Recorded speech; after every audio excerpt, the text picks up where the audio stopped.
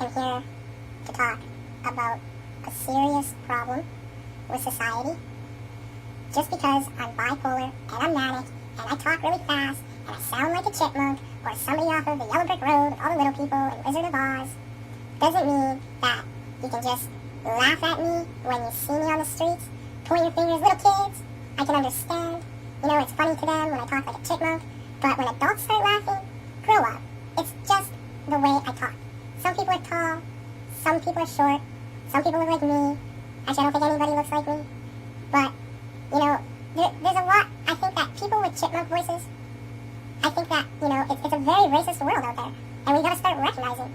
Like, I went into a McDonald's the other day, and even though this didn't have to do with having a chipmunk voice, I just seen prejudice everywhere. I realized that most stores and everything, like where you go to get a job and work, all the counters are all like 4 feet high. That means that there's like no midget or little people would be able to work there. So they're kind of discriminating against little people. Or else they would make like, you know, one part of the counter lower with a lower till.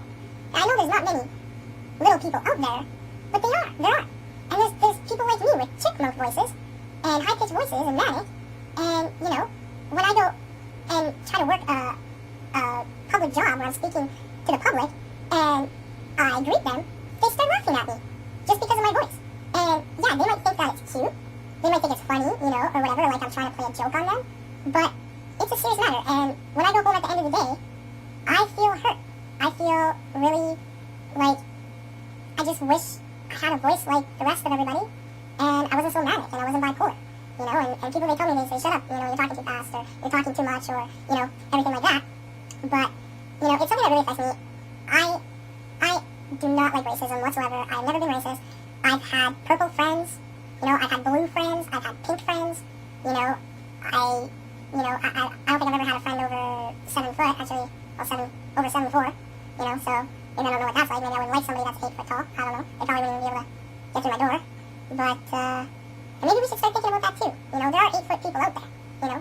Like, we should make the door levels higher so people don't have to duck, you know. That's just my concern. That's just my beef. That's my beef to the world, you know, about racism.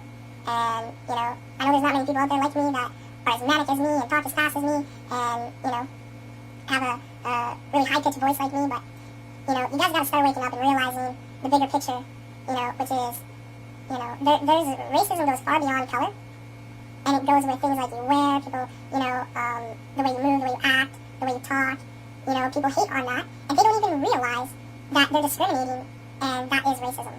So, you know, I just want to keep everybody aware, you know, and that's my 2 cents. Sayonara, world.